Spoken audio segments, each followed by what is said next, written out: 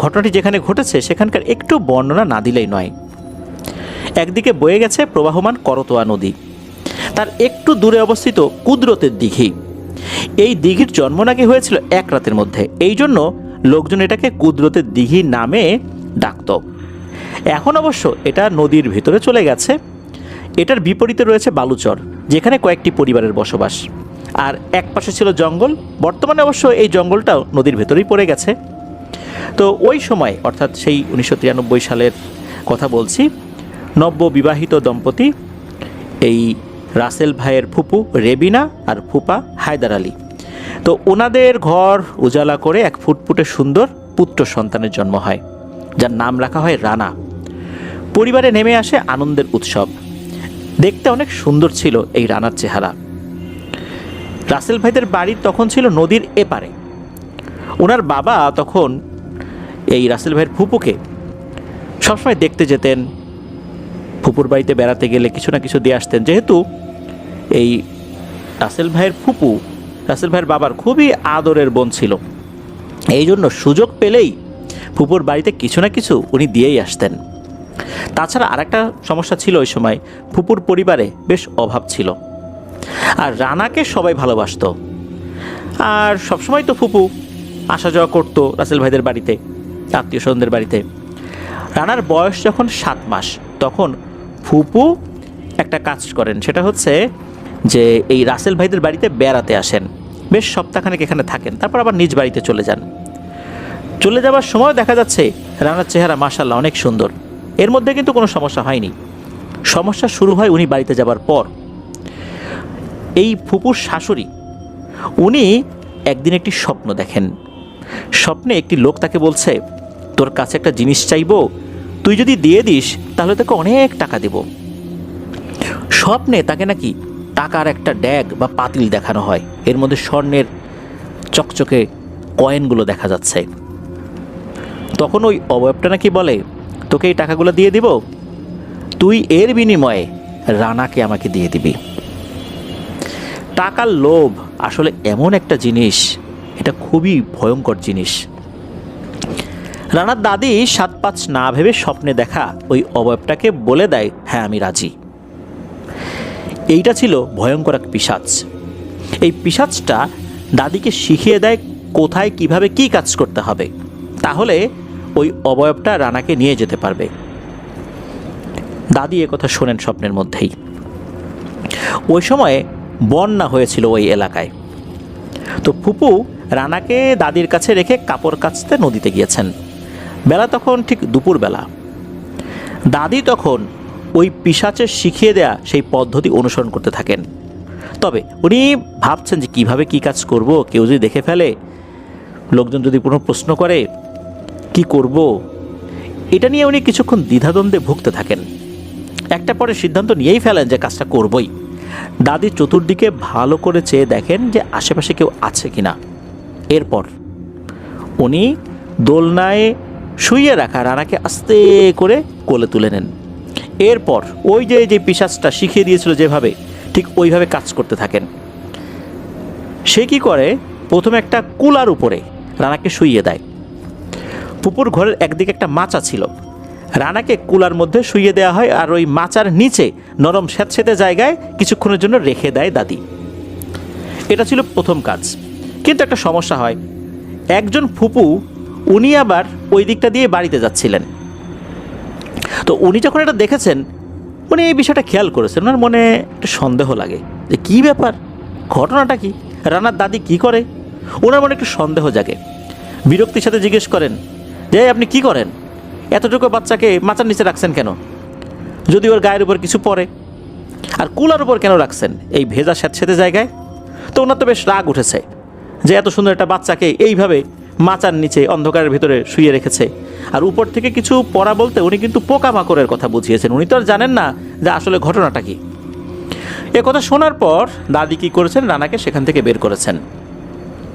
ওই যে যিনি দেখলেন, ওনার মনের মধ্যে কিন্তু একটু খটকা রয়েই যায় যে ঘটনা নাকি, এইখানে রাখছে কেন। তবে এই খটকাটা ওনার মনের মধ্যেই ছিল, উনি এটা একসময় ভুলেও যান। কিছুক্ষণ পরে ফুপু কাপড় কাচা শেষ করে বাসায় চলে আসেন, এসে রানাকে কোলে নেন। এরপর কেটে যায় 2 দিন কোনো সমস্যা ছাড়াই। 3 দিনের দিন ফুপু খেয়াল করেন যে রানার চোখের নিচে কালো দাগ পড়ে গেছে আর রানার জ্বরও চলে এসছে। প্রথমে স্বাভাবিকভাবে তারা ট্রিটমেন্ট দিয়েছে, স্বাভাবিক কোনো কিছুই মনে করেছে, চিকিৎসা করা হয়, কিন্তু কিছুতেই জ্বর কমে না। দিন দিন বেড়েই চলেছে অসুস্থতা। তার সাথে ফুপু লক্ষ্য করেন হাসি খুশি থাকা ছেলেটা কেমন যেন নিস্তেজ হয়ে যাচ্ছে আর উপরের দিকে এক দৃষ্টিতে তাকিয়ে থাকে, মনে হচ্ছে কোনো কিছু ও দেখছে, মাঝে মাঝে ভয়ও পাচ্ছে। কিন্তু ও তো ছোটো মানুষ, ও তো আর বলতে পারছে না, এতটুকু বাচ্চা। এইভাবে দিনের পর দিন চলতে থাকে। রানার সুস্থ হওয়ার কোনো লক্ষণই দেখা যায় না। ধীরে ধীরে চোখের নিচের কালো দাগ আরও বড় হতে থাকে। কুলায় ওঠানোর ঘটনার 1 মাস পর রানা কোনো এক সন্ধ্যায় পৃথিবীর মায়া ত্যাগ করে চলে যায় না ফেরার দেশে। কান্নার রোল পড়ে যায় পুরো বাড়িতে। এত সুন্দর একটা বাচ্চার মৃত্যু কেউই মেনে নিতে পারছিল না। ঠিক ওই মুহূর্তে ওই যেই মহিলা যিনি দেখেছিলেন আর একজন দাদি, উনি এসে দেখে রানার এই অবস্থা। তখন উনি ভীষণ রাগারাগি করেন দাদির উপরে যে এই মহিলা তার নাতিটারে কি একটা কাজ করলো, নিশ্চয়ই ওই কারণেই অসুস্থ হয়েছে। এরপর দাদি বুঝতে পারেন উনি আসলে কি ভুলটা করেছেন। তার লোভের জন্য বলি হতে হলো এক নিষ্পাপ শিশুকে।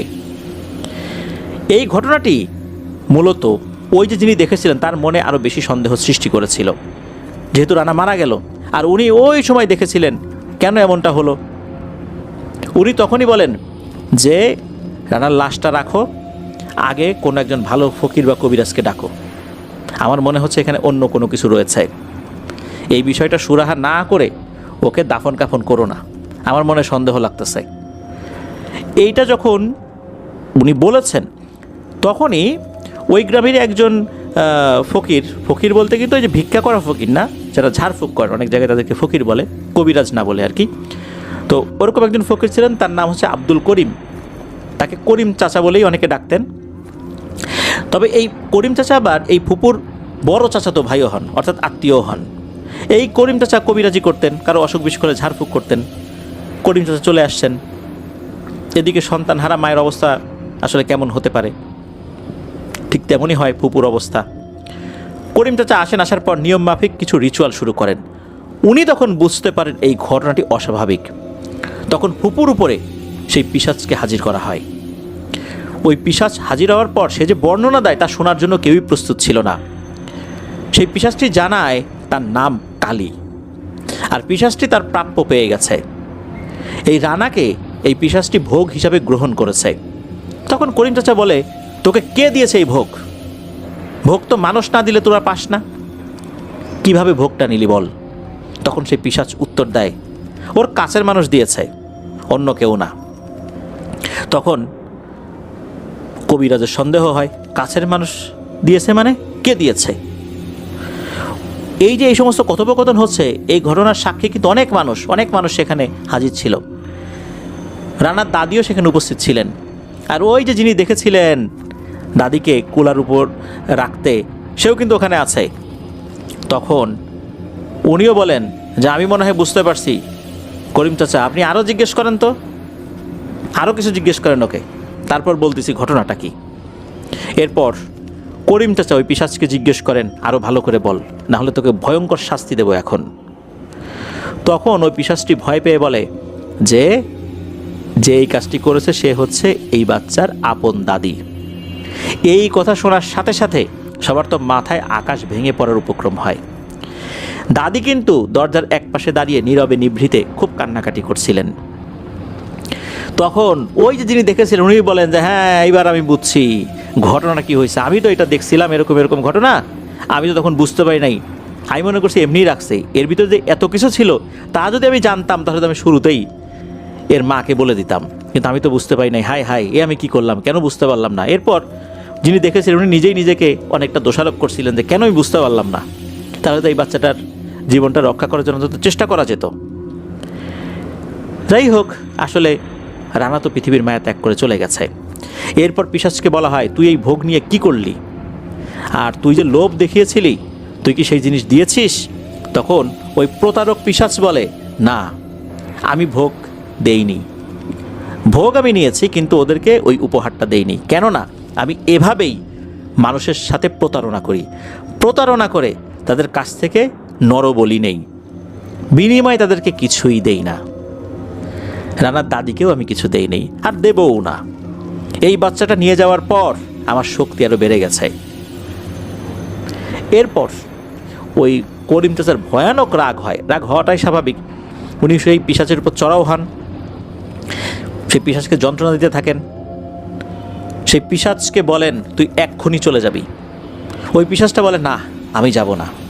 হ্যাঁ আমি যাব, এই বাচ্চার মাকে নিয়ে তারপর যাব। এই বাচ্চাকে নেওয়ার সাথে সাথে এই বাচ্চার মায়ের উপরও আমার অধিকার প্রতিষ্ঠিত হয়ে গেছে, এই বাচ্চার মাকেও মারবো আমি। এই কথা শোনার সাথে সাথে করিম চাচা এমন রাগান্বিত হয়েছিলেন যে ওই পিশাচকে ওখানেই মেরে ফেলবেন। তবে উনি কিছু একটা চিন্তা করে মারলেন না, ওই পিশাচকে তার মতো করে রুকিয়া করে ভয়ঙ্কর যন্ত্রণা দিতে থাকলেন এবং ওয়াদা করালেন সে আর কখনোই এখানে আসবে না। তবে সেই পিশাচটি একটা কথা বলে চলে যায়। সে রাজি হয় চলে যেতে, তবে একটা কথা বলে যায় যে হ্যাঁ আমি আসবো না, তবে আমার কিছু প্রভাব কিন্তু এদের উপর থাকবেই, আমি যদি নাও আসি।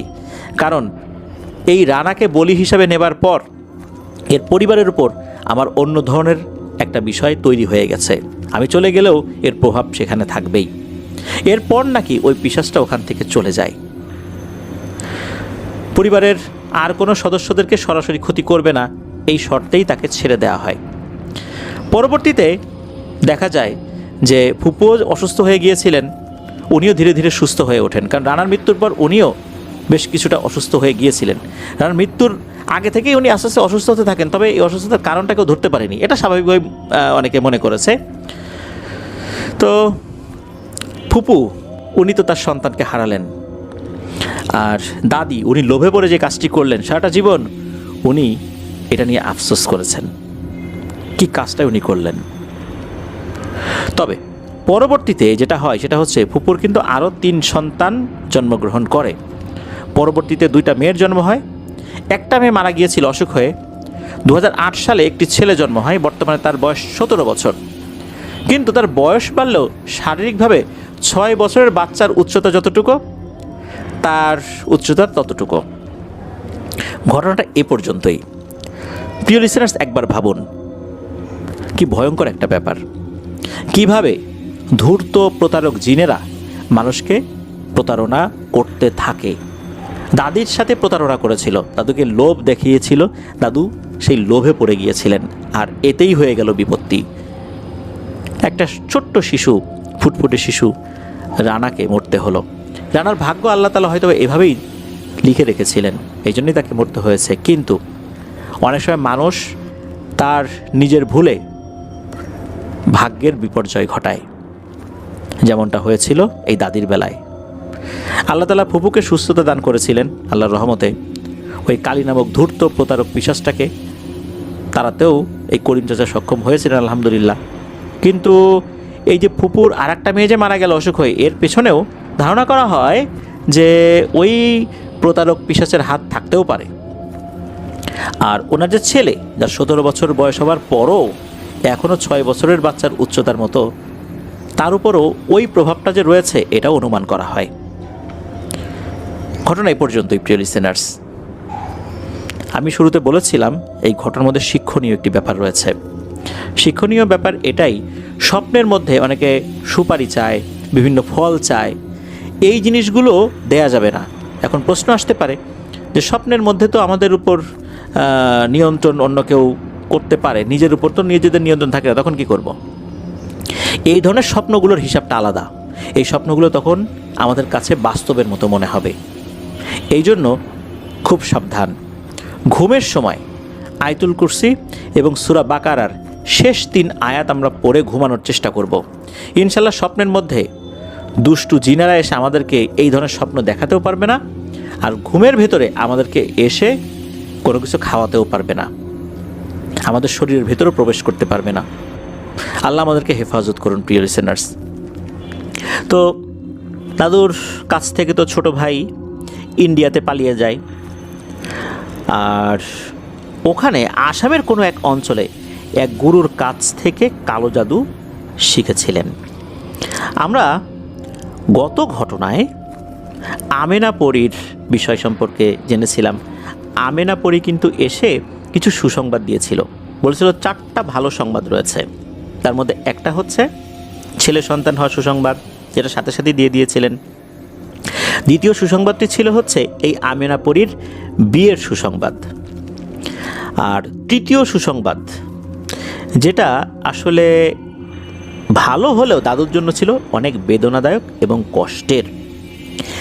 এই আমেনা পরী বা আমেনা ফুপুর বিয়ের আগ পর্যন্ত আসলে অনেক কিছুই উনি জানান নাই। এই যে ছোট ভাই কোথায় আছে সেটাও আসলে জানানো হয় নাই।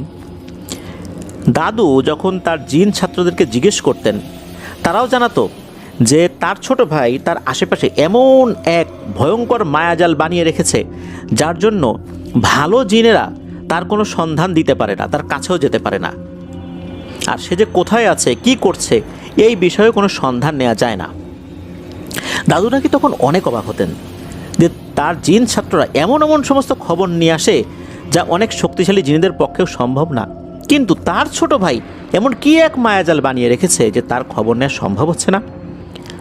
দাদু আন্দাজ করতে পারেন যে তার প্রাণের থেকেও প্রিয় ছোট ভাই এমন কিছু খারাপ কাজের সাথে জড়িয়ে গেছেন যা সত্যি খুব ভয়ঙ্কর। দাদু পরবর্তীতে আর বেশি খোঁজ খবর নেওয়ার চেষ্টা করেন নাই। দাদু এই আমেনা পরীর বাবা, যিনি জিন সর্দার, তো তার অনুরোধে উনি যেই মসজিদে চাকরি করতেন সেটা ছেড়ে দিয়ে নিজ এলাকায় ফেরত চলে আসেন। এসে উনি ওনার যে পুরাতন পেশা চাষাবাদে মনোযোগ দেন। তবে মাঝে মাঝে উনি বাড়ি থেকে উধাও হয়ে যেতেন আগের মতোই, 5 দিন 7 দিন পর আবার ফেরত আসতেন। তিনি মূলত তার জিন ছাত্রদের দেয়া তথ্যের ভিত্তিতে বিভিন্ন জায়গায় চিকিৎসা করতে যেতেন।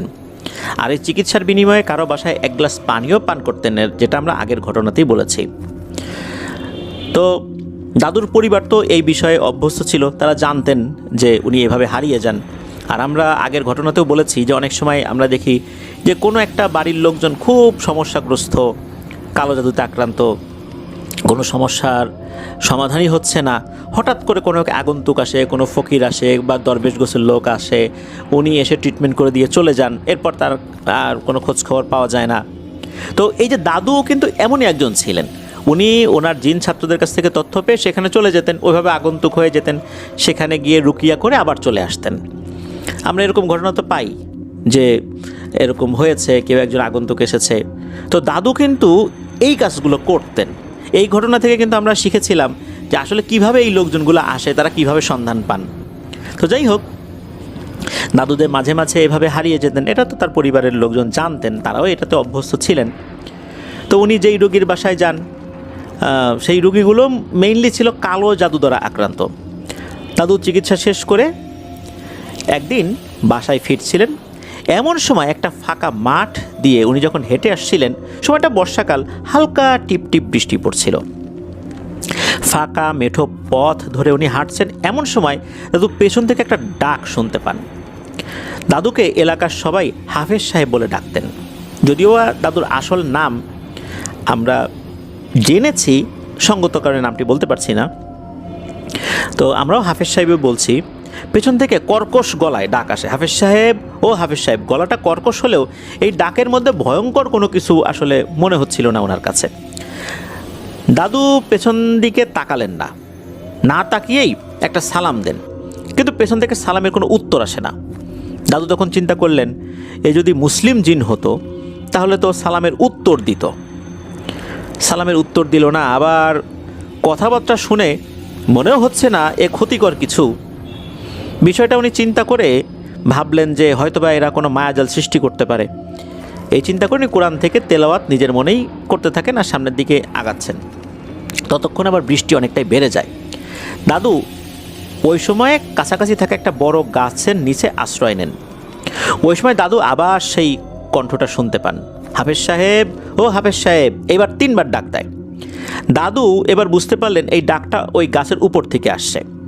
উনি উপর দিকে তাকান, তাকিয়ে দেখেন একটা গোল ফুটবলের মতো আলো গাছের এক ডাল থেকে আর এক ডালে যাচ্ছে, আর এক ডাল থেকে আর এক ডালে যাচ্ছে, সেখান থেকে আওয়াজটা আসছে। দাদু আবার সালাম দেন, এবার অবশ্য সালামের উত্তর পান। দাদু তখন জিজ্ঞেস করেন যে আপনি কে? তখন ওই জিনটা বলে যে হাফেজ সাহেব, আমি হিন্দু সম্প্রদায়ের একটা জিন। আমি বুঝতে পেরেছি আমি প্রথমে আপনার সালামের উত্তরটা নেই নাই, যার কারণে আপনি অন্যরকম কিছু চিন্তা করেছেন। আমি আসলে আপনার সাথে একটা গুরুত্বপূর্ণ বিষয় নিয়ে আলোচনা করতে এসেছি। আপনি আপনার ছোট ভাইকে খুঁজছেন তো? আপনি আপনার ছোট ভাইকে পাবেন। আপনি রাজশাহীতে যান, সেখানে আপনার ভাইয়ের একটা খোঁজ পাবেন। দাদু এ কথা শুনে তো অনেক খুশি হন। তখন ওই সময় দাদুর কয়েকজন জিন ছাত্রও উপস্থিত হয়ে যায়। কারণ হচ্ছে ওই জিন ছাত্রগুলো বুঝতে পেরেছিল যে দাদুর কাছে অন্য সম্প্রদায়ের একটা জিন এসেছে, সে কোনো ক্ষয়ক্ষতি করে কিনা। তো ওই জিন ছাত্রগুলো এসে ওই জিনটার সাথে কিছু একটা কথা বলে। তো কথা বলে দেখা যাচ্ছে যে ওই জিন ছাত্ররা এমন কোনো কিছু দাদুকে বলেন না যেটা আসলে দাদুর জন্য ক্ষতিকর কিছু, এমন কোনো তথ্য দেন না। বরং ওই জিন ছাত্ররা বলে যে হুজুর, আপনি সকাল হলেই রাজশাহীর দিকে রওনা দিতে পারেন।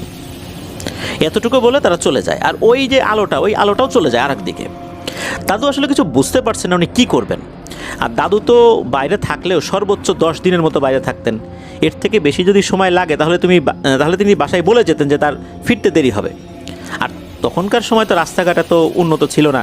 ওই জিনেরা কোন তথ্য দিত, বাংলাদেশের কোন প্রান্তে একজন কালো জাদুতে আক্রান্ত, সেখানে উনি চলে যেতেন, আসতেন, সময় তো লাগবেই। এখন দাদু আবার যে আরেক জায়গায় যাবেন, রাজশাহীতে যাবেন, এখন কিভাবে যাবেন বাড়িতে তো বলে যান নাই। এটা তো মুক্তিযুদ্ধেরও অনেক আগের ঘটনা। তখন দাদু তার এক জিন ছাত্রকে ডেকে বলেন যে তুমি তোমার দাদিকে গিয়ে একটা খবর দাও যে আমি রাজশাহীতে যাব, ফিরতে একটু সময় লাগবে। আর তুমি কিন্তু স্বাভাবিকভাবে যেও, না হলে তোমার দাদি আবার ভয় পেতে পারেন, এটা যেন মনে থাকে। তো ওই জিনটা অবশ্য অল্প বয়স্ক ছিল, তরুণ এক জিন আর কি। তো উনি চলে গেছেন দাদুর বাসায়। তো ওই সময় দাদি এশার নামাজ শেষ করে, উনি ওই সময় আসলে নামাজ পড়তে অনেক দেরি হয়েছিল, রাতে কোনো কারণে দেরি হয়ে গিয়েছিল আর কি। তো উনি এশার নামাজ শেষ করে উনি রান্নাঘর গিয়েছেন। রান্নাঘরে যাওয়ার পর উনি দুধ নিয়ে ওনার বাচ্চাকে খাওয়াবেন আর কি। বাচ্চা বলতে আমাদেরকে যিনি ঘটনা পাঠিয়েছেন তার বাবাকে আর কি। উনি খেয়াল করলেন যে উনি যেই পাতিলের মধ্যে দুধ গরম করেছিলেন, সেই পাতিলের মধ্যে দুধ নাই, পানি। চিন্তা করেন কী ব্যাপার, পানি আসলো কোত্থেকে? উনি আবার ঘরে ঢুকেছেন, দেখলেন যে গ্লাসের মধ্যে দুধ রাখা। উনি বুঝতে পারলেন না কে আবার এই কাজটা করলো। ওই সময় হঠাৎ করে উনি খেয়াল করেন যে ওনার ঘরের দরজার একটু বাইরে সাদা পাঞ্জাবি পরা বিশাল দেহী একটা লোক দাঁড়িয়ে আছে, তবে তার বডিটা অনেক চিকন। তো এইটা দেখার সাথে সাথে উনি তো এক চিৎকার দিয়ে অজ্ঞান হয়ে যান। এরপর তো ওই জিনটা দাদুর কাছে যায়, গিয়ে বলে যে আমি তো দাদির কাছে গেছিলাম, কিন্তু উনি তো আমাকে দেখে অজ্ঞান হয়ে গেছে, আমি কি তথ্য দিব? তখন দাদু একটু হেসে দেন, বলেন যে বুঝছি তুমি কিভাবে গেছিলা, তোমাকে বারবার বললাম যে স্বাভাবিক স্রোতে যাও। জিন বলছে আমি তো স্বাভাবিক স্রোতেই গেছি। তখন দাদু বলেন যে ঠিক আছে, আমি বুঝতে পারছি আসলে ঘটনাটা কী হয়েছে।